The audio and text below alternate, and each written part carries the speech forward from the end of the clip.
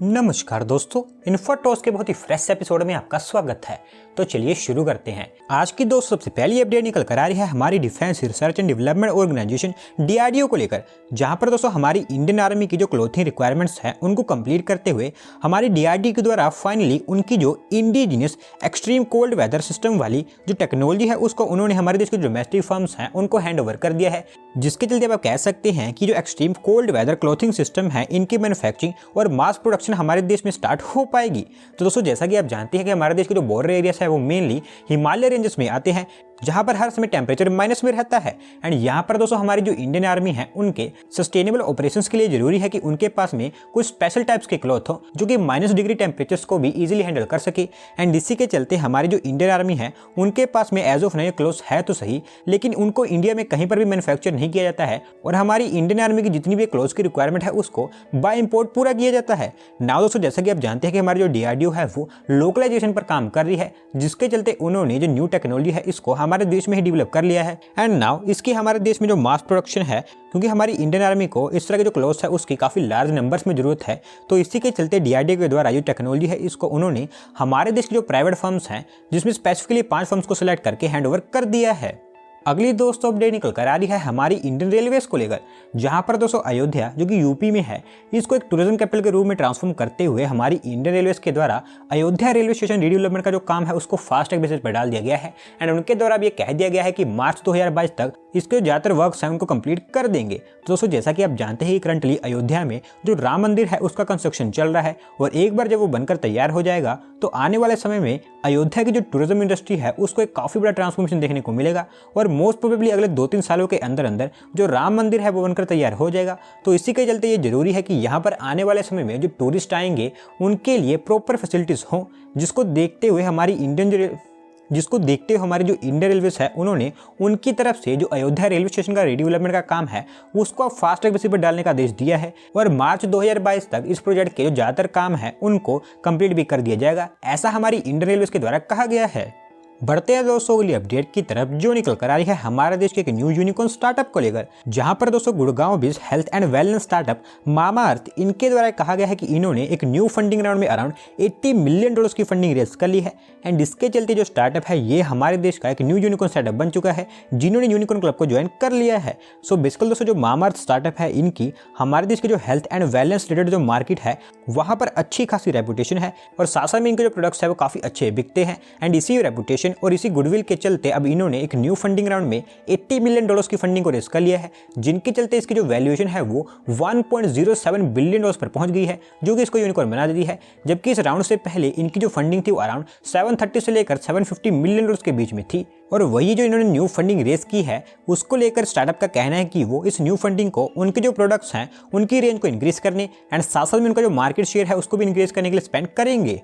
अगली दोस्तों अपडेट निकल कर आ रही है अरुणाचल प्रदेश स्टेट में सेटअप की जाने वाले न्यू हाइड्रो पावर प्रोजेक्ट्स को लेकर, जहां पर दोस्तों गवर्नमेंट और पावर कंपनी सतलुज जल विद्युत निगम लिमिटेड के द्वारा कहा गया है कि वो अरुणाचल प्रदेश स्टेट में जो हाइड्रो पावर जनरेशन है उसके ऊपर काफी हैवीली काम करने वाले हैं, जिसके चलते जो कंपनी है ये अरुणाचल प्रदेश स्टेट में हाइड्रो प्रोजेक्ट्स पर 60,000 करोड़ रुपए की वोपिंग इन्वेस्टमेंट करने वाली है। तो दोस्तों जो सतलुज जल विद्युत निगम लिमिटेड है ये मेनली हमारे देश में जो हाइड्रो पावर प्रोजेक्ट्स हैं उन पर ही काम करती है, जिसके थ्रू उनका प्लान है कि वो 5097 मेगावाट की जो हाइड्रो एनर्जी है उसको प्रोड्यूस करेंगे। जिसमें थोड़ा सा आपको मैं डिटेल में बताऊं तो 3097 मेगावाट का Italian hydro electric project, 680 megawatt का अतुल्य हाइड्रो इलेक्ट्रिक प्रोजेक्ट, 500 मेगावाट का इमेनी HEP, 420 मेगावाट का अमोलिन HEP एंड लास्टली 400 मेगावाट का मिहुमदम HEP, ये कुछ प्रोजेक्ट्स है जो कि अरुणाचल प्रदेश स्टेट का जो दिबांग बेसिन है वहां पर आते हैं एंड यहाँ पर इनको बनाकर कंप्लीट किया जाएगा। और एक बार इनके बनकर कंप्लीट हो जाने के बाद में अरुणाचल प्रदेश स्टेट में 20 billion units of clean energy को प्रोड्यूस किया जा सकेगा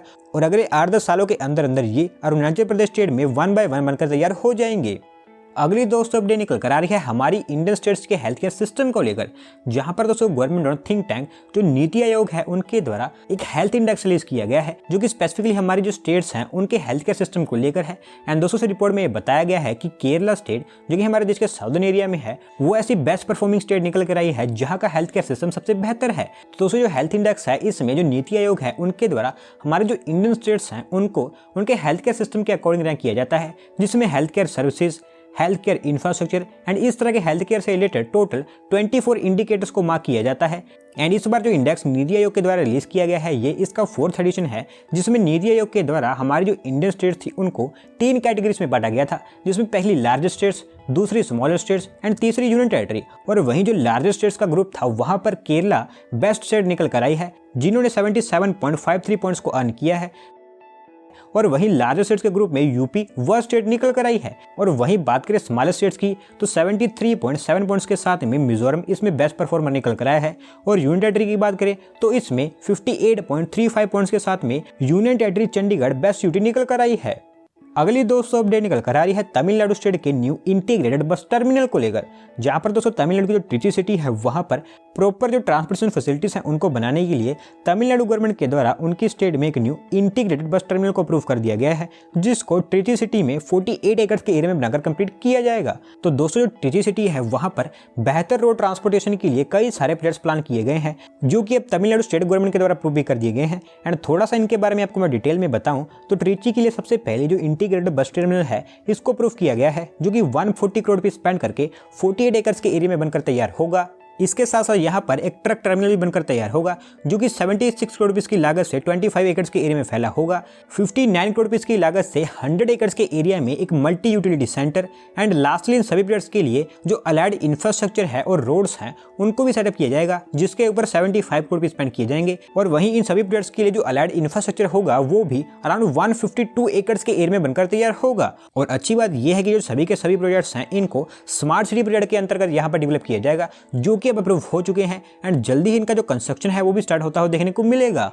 बढ़ते हैं दोस्तों अगली अपडेट की तरफ, जो निकल कर आ रही है वर्ल्ड इकोनॉमी को लेकर, जहां पर दोस्तों London based centre for economics and business research, जो कि ये कंसल्टेंट है, उनके द्वारा वर्ल्ड इकोनॉमी को लेकर एक रिपोर्ट रिलीज की गई है। एंड दोस्तों इस रिपोर्ट में इनके द्वारा कहा गया है कि 2031 में इंडिया वर्ल्ड की 3rd लार्जेस्ट इकोनॉमी बन जाएगी। सो बेसिकली दोस्तों इनकी जो रिपोर्ट रिलीज की गई है उसमें जो मेन पॉइंट्स है उनके बारे में आपको बताऊं तो इनके द्वारा कहा गया है कि अगले साल जो वर्ल्ड इकोनॉमी है वो $100 ट्रिलियन के मार्क को टच कर देगी। और वहीं बात करें इंडिया के बारे में तो इन्होंने ये कहा है उनकी रिपोर्ट में कि इंडिया अगले साल दोबारा से फ्रांस को ओवरटेक करके 6th लार्जेस्ट इकोनॉमी बन जाएगी। और वैसे as of now India 6th largest economy है, लेकिन इनके डेटा में और इनके एस्टिमेशन के according India as of now 7th largest economy है। और वहीं इन्हीं के अकॉर्डिंग 2023 में यूके को ओवरटेक करते हुए इंडिया 6th लार्जेस्ट इकोनॉमी बन जाएगी। एंड ऐसे ही ग्रो करते करते 2031 में इंडिया जापान को ओवरटेक करके 3rd लार्जेस्ट इकोनॉमी बन जाएगी। और इसी के साथ साथ में इन्होंने इंडियन इकोनॉमी को लेकर यह भी कहा है कि आने वाले 15 सालों तक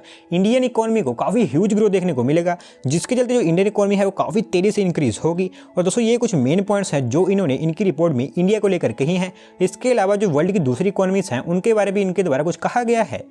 आज की दोस्तों लास्ट अपडेट निकल कर आ रही है हमारी इंडियन ईवी मैन्युफैक्चर ओला इलेक्ट्रिक को लेकर, जहां पर दोस्तों हमारे देश में उनके जो ईवी चार्जिंग नेटवर्क है उसकी प्रेजेंस को इंक्रीज करते हुए ओला इलेक्ट्रिक के द्वारा कहा गया है कि वो हमारे देश में अगले 6 महीनों के अंदर अंदर 4000 और भी ईवी चार्जिंग स्टेशन को बनाकर कंप्लीट करने वाले हैं। सो बेसिकली दोस्तों जो ओला इलेक्ट्रिक है और उनके जो इलेक्ट्रिक स्कूटर्स हैं इनको हमारे मार्केट में काफ़ी अच्छा रिस्पॉन्स देखने को मिल रहा है। एंड नाउ अब इनके लिए मैंडेटरी हो चुका है कि ये उनके जो ईवी चार्जिंग इंफ्रास्ट्रक्चर है उसको लार्ज स्केल पर एक्सपांड करे, ताकि इनके जो कंज्यूमर्स हैं उनको कोई प्रॉब्लम ना हो। एंड दोस्तों ये बात ओला को भी पता है, जिसके चलते अब इनके द्वारा डिसाइड किया है कि वो भी लार्ज स्केल पर उनका जो ईवी चार्जिंग इंफ्रास्ट्रक्चर है उसको एक्सपांड करेंगे, जिसके अंतर्गत इनिशियली इनके द्वारा 4000 मोर ईवी चार्जिंग स्टेशन को ऐड किया जाने वाला है, जो कि BPCL के पेट्रोल पंप्स एंड साथ साथ में जो रेजिडेंशियल कॉम्प्लेक्सेस है वहां पर बनकर तैयार होगी। और जून 2022 तक ये सभी बनकर तैयार हो जाएंगे।